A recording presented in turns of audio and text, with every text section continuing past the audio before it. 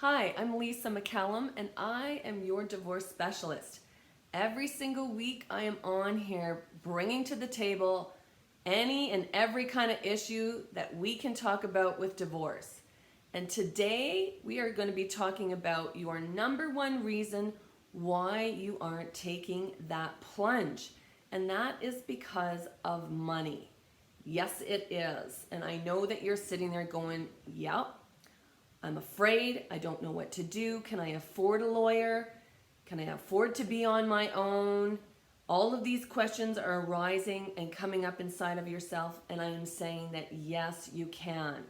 And I just want to say that whatever you have done up until this point to know about your own finances, if you've taken any kind of free legal advice from anyone, if you have hired a lawyer, whatever that may be, just to educate yourself on your finances, the money that has been made within your marriage, your partnership.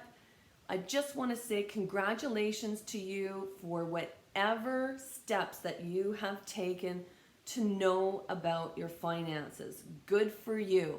And if you haven't taken any steps at all, you have no clue how much money you have within this partnership and marriage, and you are super afraid, it's okay, because you can start by taking the steps today to know your finances.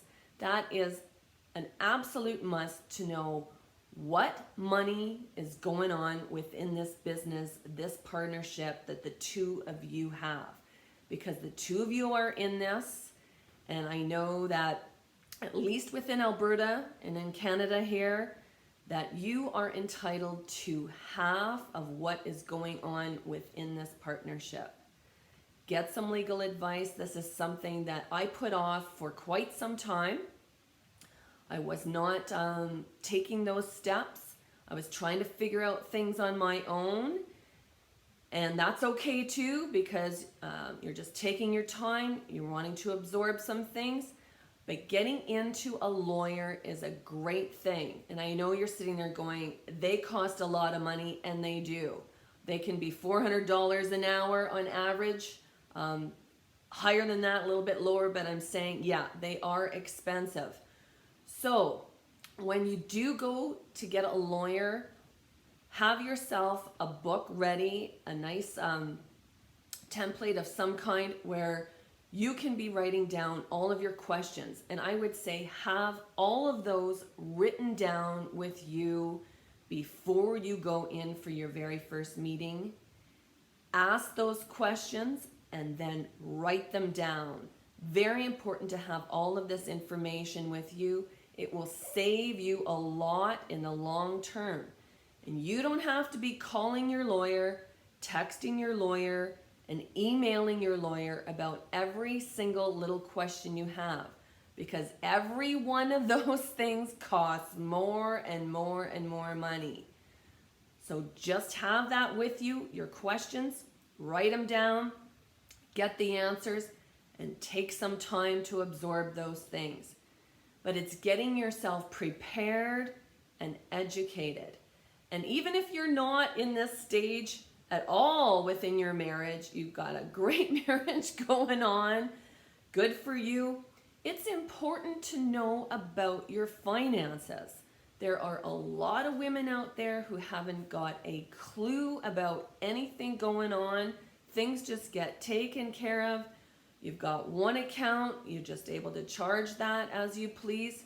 That's all wonderful stuff. But even if something were to happen to your spouse, and this goes for the guys too, no matter what, but generally I'm speaking for the women here in this situation. Something happens to them, no matter what that is. They become disabled or they die. It's happening to a lot of people. You need to know your finances so that you are able to run your household and know what to do moving forward. It's very, very empowering for yourself. You're becoming educated, and it's an investment in yourself. And it's really great if the two of you have that kind of a relationship where you can sit down together at your kitchen table and be able to go through everything together and be making really great decisions together. I mean, that's the ultimate, I guess. But yeah, and even if the two of you are like that right now and you don't need a lawyer, you're able to sit down, divide everything up, everyone's in agreement. Hats off to you. That's amazing and good for you if you can do that. But if it's not like that, like I said, all of this is about investing in yourself, taking that time. Yes, you're going to have to fork out some money for a lawyer. But the reason why you're doing that is because you've got to know what your rights are. You have rights. You are entitled to those. You deserve them. You need to know what they are. Both parties need to know what they are so that you can get this divorce to go smoothly as possible if you can, and as quickly as possible so that you can start to move on.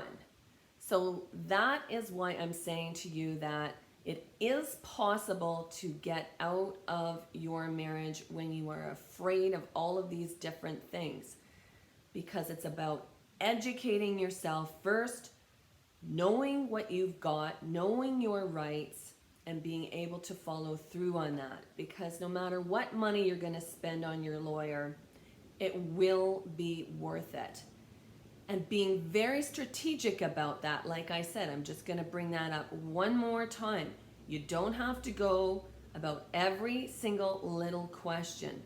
Take time. Trust your gut. Your gut will tell you what's right. It absolutely will. And get that opinion. You can get a couple of different opinions. I know for myself, I got free advice. This was through some counseling through work, free legal advice. Take it. It's free. It's amazing.